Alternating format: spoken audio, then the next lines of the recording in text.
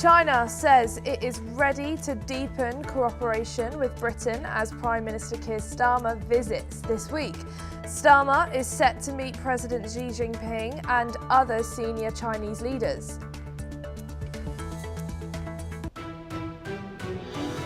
Denmark and Greenland announced talks with Germany and France after President Trump renews pressure over Greenland. The visits aim to shore up European support amid strained transatlantic ties. Top federal immigration leaders begin leaving Minneapolis after a second US citizen is fatally shot by officers. The White House turns to broader Cesar Tom Homan to take control as tensions remain high. Israel says it has recovered the remains of the last hostage held in Gaza. The military identifies the body as police officer Ran Gavil, held for more than 840 days. The US Treasury Chief says Canadian Prime Minister Mark Carney tells President Trump he is walking back on remarks made at Davos. The US official says the conversation turned sharp and direct.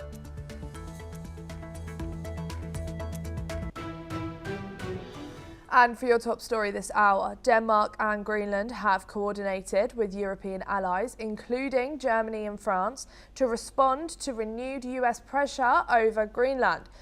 Through the course of this month, several European nations deployed military personnel to Nuuk as part of a reconnaissance mission ahead of a joint Arctic security exercise. Denmark, France, Germany and the UK, Finland, the Netherlands, Norway and Sweden issued a statement asserting that only Denmark and Greenland can decide the island's future. Danish Prime Minister Mette Frederiksen met with Greenlandic leadership to solidify their unified stance. The move follows US President Donald Trump's earlier threat of tariffs on European countries opposing his plan to acquire Greenland, framed as a strategic initiative to counter Russian and Chinese influence in the Arctic. I am now being joined by Alison Mutler, who is the former AP of Bureau Chief in Romania. Thank you so much for joining us here today on NewsX World.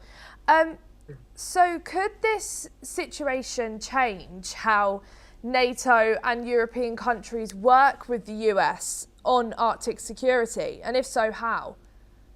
Absolutely. I mean, we're already seeing a change.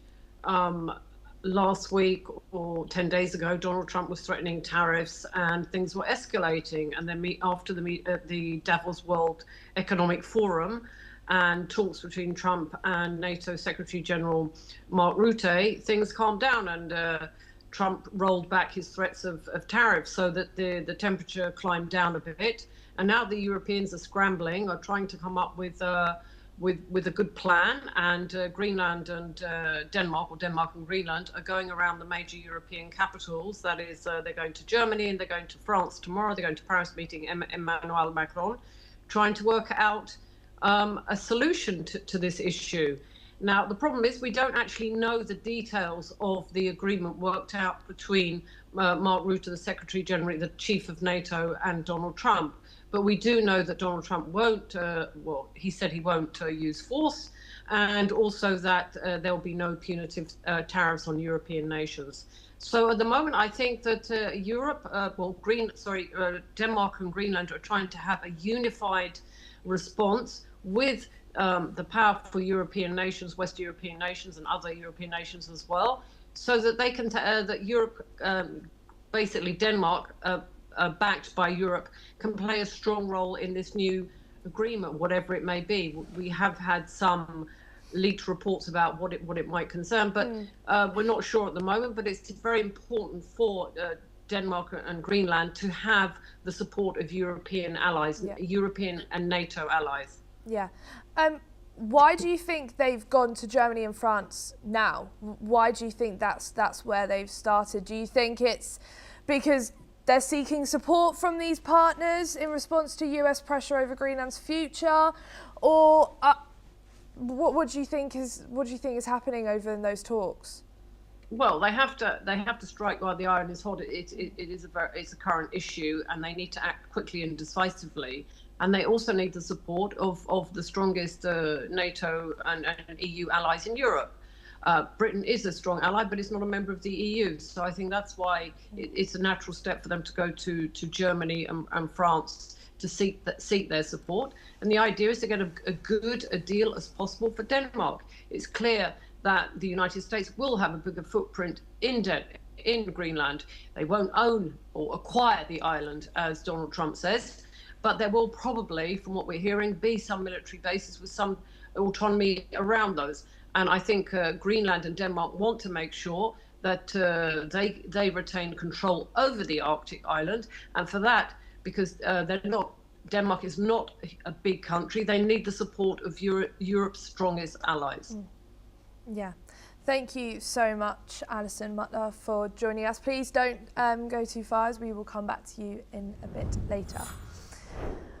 A Russian drone attack overnight on the southern Ukraine city of Odesa has injured 23 people. 9 of the victims, including 2 children and a pregnant woman, have been hospitalized. The State Emergency Service of Ukraine in Odesa released video showing firefighters evacuating residents and clearing rubble from a partially destroyed residential building. The attack comes after the first phase of the trilateral talks in Abu Dhabi, with Ukrainian President Volodymyr Zelensky saying the next meeting with the US and Russian delegations could take place on February the 1st. We are being joined back again by Alison Mutler. So, Alison, how do these continued attacks on these cities, whilst these peace talks are being planned, affect the chances of a meaningful diplomacy and a ceasefire? Well, I think actually the Russian strikes on Odesa, not only on Odesa in the eastern part of Ukraine and on Kiev, actually adds another layer of tension.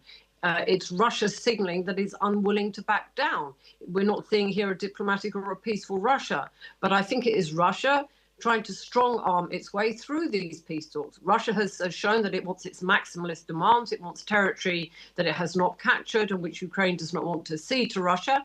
And continuing these attacks on civilian targets, on energy targets during a bitter winter is not going to help peace talks. Quite the opposite. Russia is hoping to intimidate Ukraine. It's hoping to reduce morale. It's hoping for people will turn against Zelensky and will want peace at any price. But Ukraine has stood firm almost for 4 years, and it wants a peace, but a just peace. But Russia is showing that it is not prepared to back down on its demands or its attacks on Ukraine. Of civilian areas and infrastructure, tell us about how the war is being fought now. Well, the war is being fought from the Russian side. They are attacking energy centers, energy infrastructures, and that's because it's one of the coldest winter in recent years. It plummets to like minus 14 degrees Celsius in some areas, and that takes out heat and that takes out electricity, and that makes it very difficult. And that also means that the Ukrainian emergency officials have to repair these facilities, which takes them away from other jobs. And they're also Russia is also targeting civilian residential areas, and that is, basically killing people. So it's really gone from just attacking eastern Ukraine, where they claim Russia claims they have some sort of right to that territory, to attacking other strategic areas in Ukraine, including Odesa, which is a port on the Black Sea, and other areas, and Kiev, and it's to cause as much misery as possible. Now, Ukraine is hitting back. They're using drones, and they are targeting military depots, and the idea is to weaken Russia's war effort. But Ukraine isn't targeting is not targeting civilian targets. They are just trying to weaken Russia so that it helps them, and it lessens the hostilities against them. Yeah. What signals do you think the timings of these renewed attacks send to international mediators who are trying to all help with a ceasefire deal? I think it sends a signal from Russia that they're not prepared to back down. So what we've heard from so far from various peace deals, that Russia has these maximalist demands. Basically, it wants a lot of territory which it hasn't conquered or captured during these hostilities. And Russia is not going to be a partner that will make concessions or any compromises. That's the message it's sending. Obviously, we don't know what's happening behind closed doors. But Russia does not seem, at this moment, a partner that is willing to end this war or to stop its hostilities unless it gets what it wants. And what it wants, Ukraine can't agree to. Thank you so much, Alison Mutler, for joining us here on NewsX World. China has expressed support for Venezuelan leader Nicolas Maduro, who was captured by the United States. Chinese Foreign Ministry spokesperson Guo Jikun called the US actions acts of intimidation that violate international law and infringe on Venezuela's sovereignty. Guo said China supports Venezuela in defending its sovereignty, dignity and legitimate rights, and is ready to join the international community in defending the UN Charter and upholding international justice and fairness. On January 3rd, Venezuelan Foreign Minister Ivan Gil Pinito described the US strikes on civilian and military targets in Caracas as military aggression.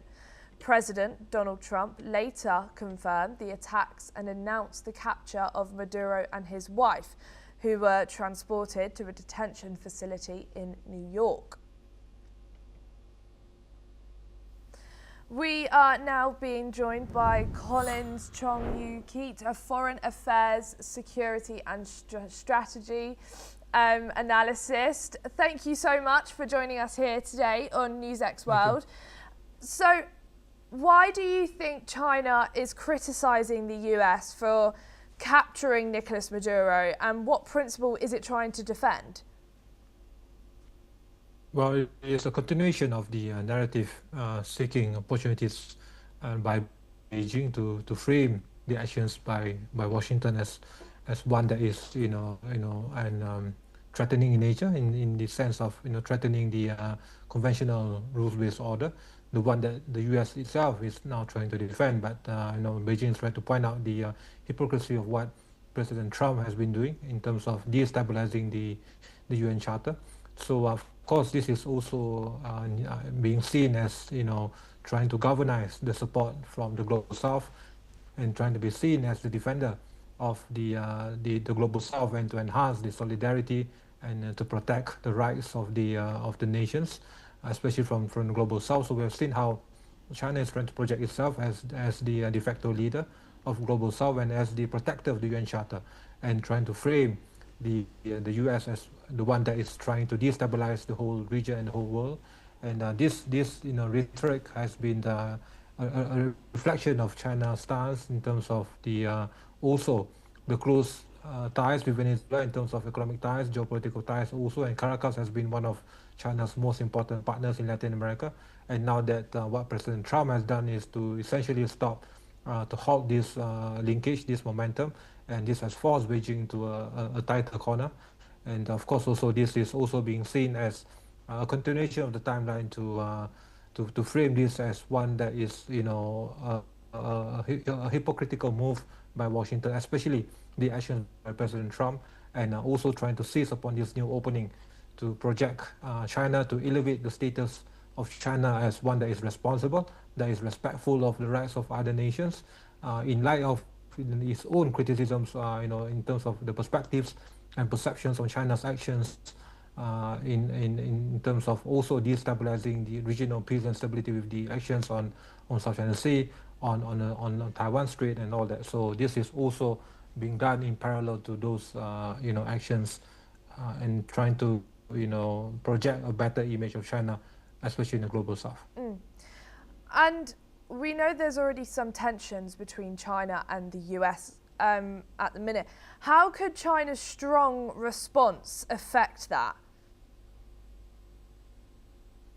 Well, we've seen how Beijing would not want to of course also send a wrong message, and of course also to have this risk of Washington seeing this as a needed pretext to do even greater actions on Venezuela. We've seen how China is stopping short of providing hard power support to Venezuela, and all those measures are being confined to this diplomatic support, to this also vocal support in upholding the tenets and narratives of the global governance, in terms of also defending the UN Charter, defending the sanctity of global norms. But this is the red line. This is the boundaries that China is willing to partake in, stopping short of providing economic retaliation actions, knowing how well now Beijing is trapped by the actions by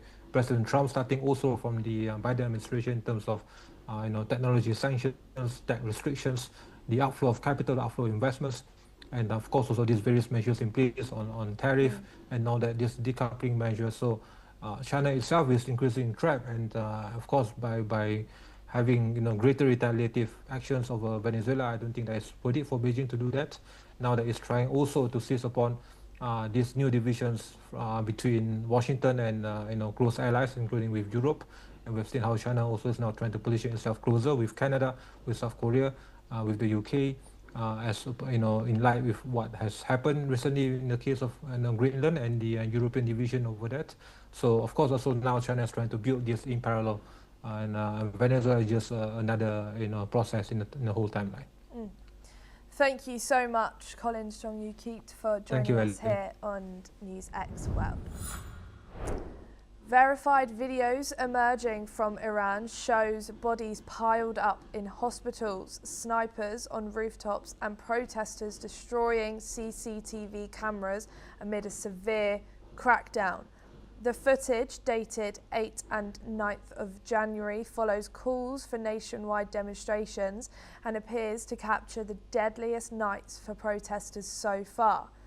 Videos from Tehran show at least 31 bodies inside one hospital, with additional body bags outside the entrance. Other clips depict hundreds of protesters on highways as gunfire rings out. Security forces have also been seen firing from streets in Kerman and positioned as snipers on buildings in Mashhad, while protesters attempt to evade surveillance by disabling cameras. Human rights groups report nearly 6,000 deaths so far, with some warning that the toll could exceed 25,000. Iran maintains that most casualties were security personnel or bystanders attacked by rioters. The country remains under an almost total internet blackout, though limited access via satellite internet and VPNs has allowed some footage to emerge. A boat carrying 25 people, including a group of French tourists, a tour guide and the captain, capsized just 2.5 nautical miles from Sultan Qaboos port in the Gulf of Oman. Authorities confirm 3 French tourists have died while 2 others sustained minor injuries. Rescue teams rushed to the scene to assist passengers. Officials are investigating the cause of the accident. France's foreign ministry has yet to comment. This incident adds to growing concerns over maritime safety in the region. That's all we have time for today. Keep watching NewsX World for more news updates from around the world.